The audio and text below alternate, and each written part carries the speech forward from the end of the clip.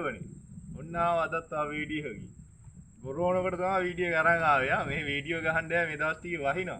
ඒවට දැන් අපේ වීඩියෝ බලන කට්ටියට වීඩියෝ දැම්මේ නැති වුණොත් කට්ටිය බලනවානේ මොකද මේගොල්ලෝ පසු බහැලාද කියලා. ඒ හින්දා නේ වහිනවා.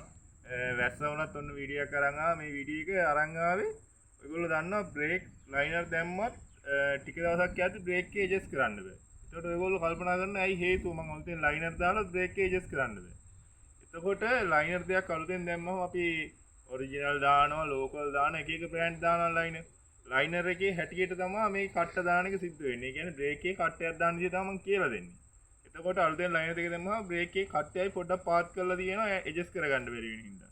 ඉතින් මේ අපි ඒකට අද කියලා දෙන්න යන්නේ ඒගොල්ලන්ට දැන් බ්‍රේක් කට්ටයක් දාන දිව්ව කියන්නේ දුවල වෙරලා ආයෙ තව ටික දවසක් දුවද්දි බ්‍රේක් කට්ටයක් දාගෙන දුවන විදිහ තමයි කියලා දෙන්නේ. එතකොට දැන් මට මේ වීඩියෝ එක කරන්න කියලා මට එක්කෙනෙක් තකහනිය දංගොටුව අයියා කෙනෙක් ඉඳන් මට කතා කරලා කිව්වා දංගොටුව ඉඳන් මේ මල්ලි මෙහෙම දෙයක් මමත් කරලා බැලුවා මේක සාර්ථකයි. ඔයා මේ වීඩියෝ එක දාලා නැහැ නේ මේක දාන්න කියලා. ඉතින් මම මේ අයියාවත් මේ වීඩියෝ එකෙන් මතක් කරනවා මම බ්‍රේක් කට්ටයක් දාන විදිහ ඒගොල්ලන්ට අද කියලා දෙන්නයි. ඉස්සරහ බ්‍රේක් කට්ටයක් තමයි දාන්න යන්නේ. දැන් මේකේ බ්‍රේක් කට්ට දාන්න අවශ්‍යතාවයක් නැවන්ට මම දාන විදිහ තමයි කියලා දෙන්නේ ඒගොල්ලන්ට. හරිද? ඉස්සරලා මේ බ්‍රේක් එකේ ඒ කියන්නේ දැන් මේකේ ගලවන්න කලින් මම නට් එක කියලා දෙන්න. මේ නට් එක ඇඩ්ජස්ට් කරලා අවසානට එනවනේ මෙතෙන්ට ආවම කට්ටිය හිතාගෙන ඉන්නේ බ්‍රේක් ලයිනර් දාන්න ඕන කියලා. ලයිනර් දාන්න ඕන විදිහක් තියෙනවා. ඒකත් පෙන්නන්න. ටක් ගාලා නට් එක ගලව ගන්න.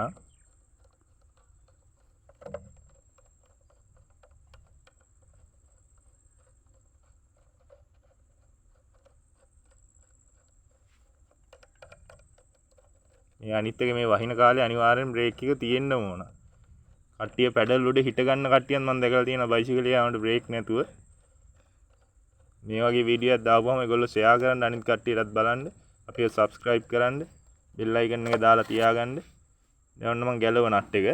දැන් ඒගොල්ලන්ට මෙහෙම තිබ්බහම මේ ඔන්න ඔය විදිහෙන් එන්නේ. දැන් ඒගොල්ලන්ට දැන් මේක මම කට්ටේ දාන්න කලින් කියලා දෙන්නම් බ්‍රේක් ලයින් ගෙවිලාද කියලා කොහොමද බලන්නේ කියලා. දැන් ඔයගොල්ලෝ මෙහෙම මෙතනට නියනක් හරි අතින් කෙරුවත් ඒක වෙන දේ හිර වෙනවා නම් හිර වෙනවා. අතින් කරලා වෙන්නන්න මෙහෙම පල්ලෙහාට තද කරන්න. තද කරපුවාම ලයිනර් ගෙවිලා නම් මේක ආයේ උඩ එන්නේ අනිත් පැත්තට. රිටර්න් එන්නේ නැහැ. ඔය මේක දැන් රිටර්න් එනවා. ඔය ලයිනර් ගෙවිලා නම් බ්‍රේක් අල්ලුවම ලොක් වෙලා හිටිනවා. හරිද? ඉතින් දැන් මේකේ ලයිනර් ගෙවිලා නැහැ. ඔය උඩ එනවා ටක් ගාලා. දැන් මේ කරන විදිහ කියලා දෙන්නේ මෙන්න මේ 10 ඇනේ ගලව ගන්න ඕන. 10 අතුරු දෙකක් තිබ්බම හොඳටම ඇති මේ වැඩේට. ඔයගොල්ලන්ගේ ටූල් කිට් එකේ තියෙන ආයුධෙන් කෙරුව හැකි. 10 ඇනේ ගලව ගත්තා. ඊට පස්සේ මෙන්න මේ බල්ල මේ ආම් කෑල්ලේ කට්ට දෙකක් බැහැලා තියෙන්නේ ෂාෆ්ට් එකට, ඇක්සල් එකට. මෙහෙම එළියට ලිවර් කරන්න. ලිවර් කරපුවාම මේක මේ ඇවිල්ලා තියෙන්නේ. මේක ඕන අතකට කැරකෙනවා. හරිද? දැන් ඔයාලට මෙහෙම තියලා දාන්න බෑනේ. මේ ඔහොම තියලා දාන්න බෑ මදි. මදි කියන්නේ මේ නට් එකේ තියෙන බ්‍රේක් එකේ නට් එකේ මෙන්න මේ ගානට එළියට පොටවල් 3-4ක් එළියට පයින්න අනිවාර්යෙන් ඇඩ්ජස්ට් කරන්න ඕන. ඒ කියන්නේ නට් එක හිර වෙන්න ඕන පොටවල් 3-4ක් එළියට එන්න. මොකද පොටවල් 3-4ක් අමුල්ලා තියන්න එපා අවදානමක් ගන්න. මොකද බැලලකත් පොටක් හරි ගියොත් මේ යකඩ ගැන අපිට කියන්න බෑ. ඉතින් ඒ හින්දා ඔයගොල්ලෝ අනිවාර්යෙන්ම පොටවල් 3-4ක් එළියට එන්න මේක කට්ටේ දාන්න ඕනේ. දැන් මම ওই තිබ්බ ගානම තමයි මම ඔයගොල්ලන්ට මේ කට්ටේ දාන විදිහ කියලා දෙන්න හින්දා මම මේ ගැලවුවේ.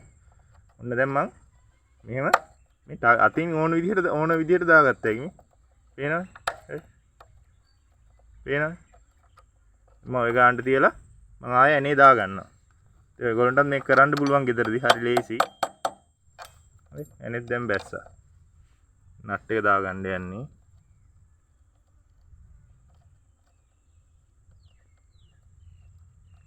බ්‍රේක් ඇඩ්ජස්ට් කරන්න බැරි වුණා කියලා ඔයාලා ටක් ගාලා ගන්නවා ගෑරේජ් එකට යනවා. අනිවාර්යෙන් මේ වැඩේ කරන්නත් ගෑරේජ් එක රුපියල් දැන් මුදල් හැටියට රුපියල් 150ක් 100ක් ගන්නවමයි. හරිද? ඔයාලට දැන් මේ තියෙන ආර්ථික තත්ත්වෙත් එක්ක පෙට්‍රල් 100ක හරි ගහගත්ත හැකි. තව වැඩකට. ගෑරේජ් වලට යන්න එපා කියනවා නෙමෙයි ගෑරේජ් වලට යන්න. ඔයාලට ගෙදරදී කරගන්න පුළුවන් දේවල් තියෙනවා. ඒවා තමයි මේ කරන විදිහ කියලා දෙන්නේ. ඇනේ හිර කරගත්තා. ඊට ස්ක්‍රීන් එක දාගත්තා. ඊට පස්සේ මෙහෙම බෙරේට දැම්මා එනේ. නට් එක දැම්මා. මම නට් එකේ මම ඔයාලට කියලා දෙන්නම් අර පොටවල් 3-4ක් එළියට එන්න හිර කරන්න කිව්වනේ. වැලි මඩ ගිහිල්ලා ටක් ගාලා අහු වෙන්නේ නැහැ පොටවල්. දැන් ඔය මම පොටවල් 3-4ක් ඉර කරලා තින්නේ. මේ විදිහේ මදි. සාර්ථක නැහැ. හරිද? එතකොට ඔයගොල්ලෝ මේ ඇනේ එළියට එන්න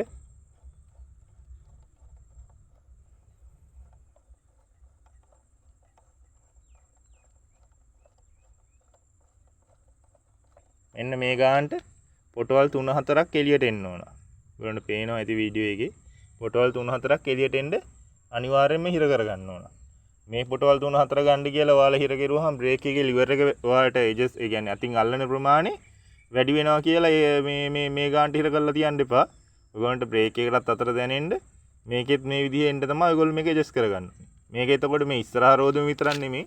මේක ඕනම බයිසිකල් එකක ඒ කියන්නේ හයිඩ්‍රොලික් ඩිස්ක් නැති බ්‍රේක් ඕනම එකක මේ දේ කෙරුව හැකි. බ්‍රේක් කට්ටයක් දැම්ම හැකි. හරිද? හයිඩ්‍රොලික් එකෙත් බ්‍රේක් අඩු වුණාම බ්‍රේක් එජස් කරගන්න ඉතින් මම ඉස්සරහට වීඩියෝ එකකින් අරන් එන්න. ඉතින් මේක තමයි කියලා දෙන්න ඕන උනේ. අපි subscribe කරලා bell icon එක දාලා තියාගන්න. හැමෝටම සුබ දවසක්.